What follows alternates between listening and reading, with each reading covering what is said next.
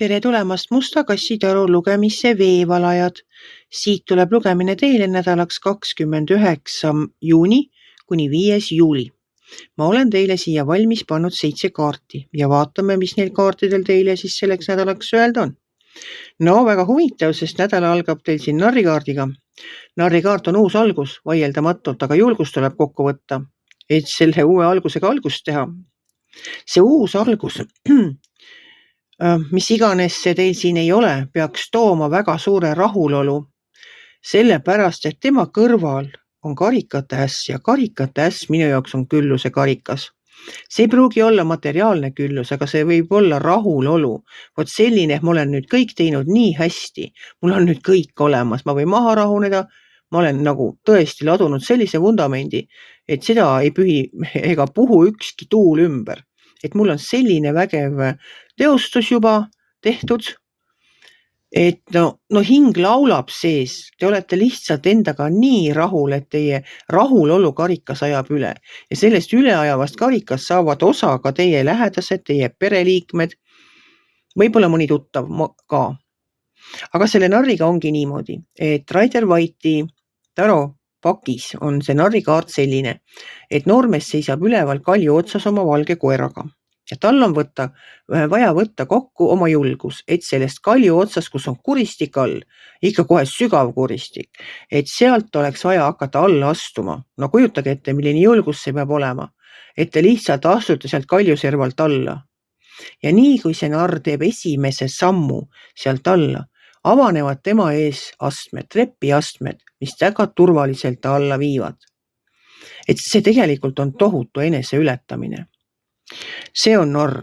Edasi tuleb mõõkade viis. Mõõkade viis on võitlus, aga see on selline võitlus, kus te võite võita, aga selle võidu hind võib olla liiga kõrge.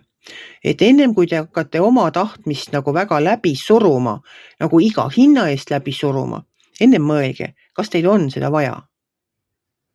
Et siin tuleks nagu ego tahaplaanile lükata ja praktiliselt asjadele läheneda.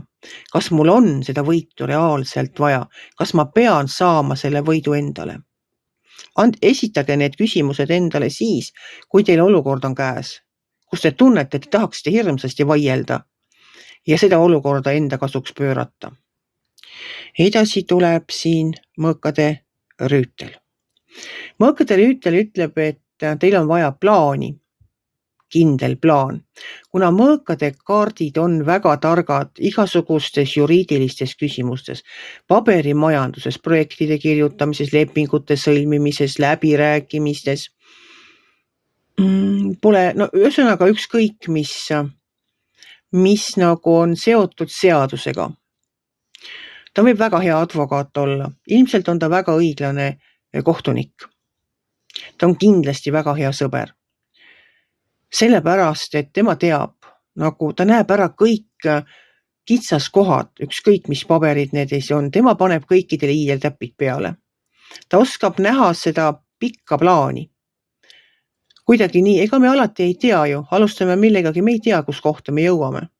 Kindlasti aitab ta kõiksugused lepingud ja paberid täita nii, et oleks ikkagi tulusalt täidetud teie kasuks.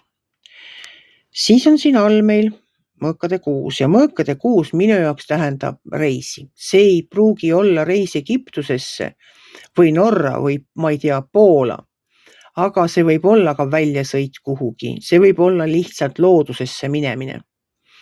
See võib olla just see, et ma lähen ja tuulutan ennast,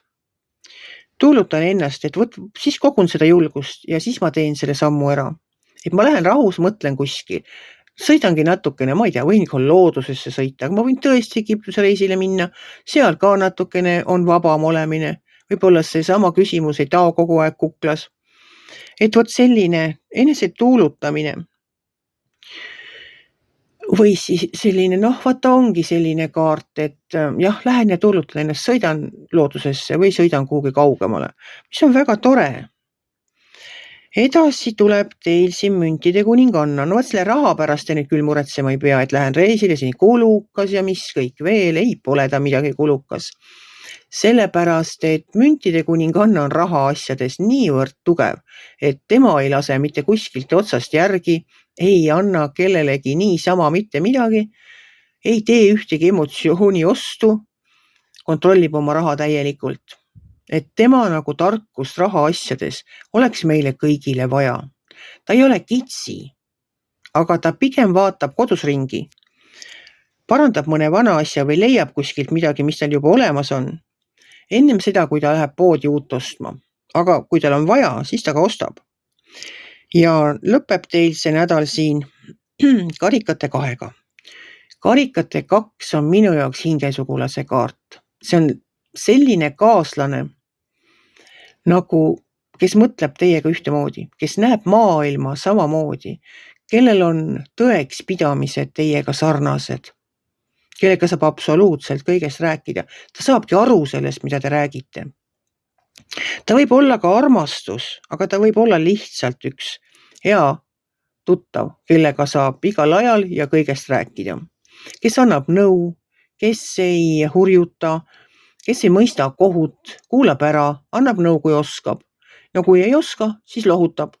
Et vot selline, hingesugulane. Ta on täpselt selline inimene, kellega te tunnete, et te hingate ühes rütmis, mõtlete ühes rütmis. Et ta on nagu tõesti, ma arvan, et see on üks väga täiuslik suhe. See võib isegi töökaaslane olla, selline, kellega koos töötada, ongi kohe väga hea. Teate, hommikul lähete tööle, seal ta on. Ongi kohe lõbus, tore, selline vaba olemine, teete oma tööd, aeg lendab. Et vot selliseid inimesi meie ellu on vaja ja mitte 1 ega 2. Neid võiks ikka natuke rohkem olla, kellega te ennast saate vabalt tunda. Ei pea mõtlema iga hetk, mida ma ütlen või mida ma teen või kuhu ma lähen või kuhu ma ei lähe. Vot selline nagu täielik vabadus selles mõttes olla teie ise, mis minu meelest on väga oluline. Et ma ei pea teesklema kedagi teist, ma saan olla mina ise. Olge siis teie ka sellel nädalal ja võib-olla ka tulevikus teie ise. Ärge laske öelda ega dikteerida, kes teie peaksite olema, kuidas te peaksite käituma. Jääge ise endaks. See on kõige parem, arvan ma. Niisugune tuli lugemine siis teile selleks nädalaks. Kui teile minu lugemine meeldis, ärge olge kitsi, pange ikka like pöial üles, võite ka kommenteerida ja kohtume järgmisel nädalal.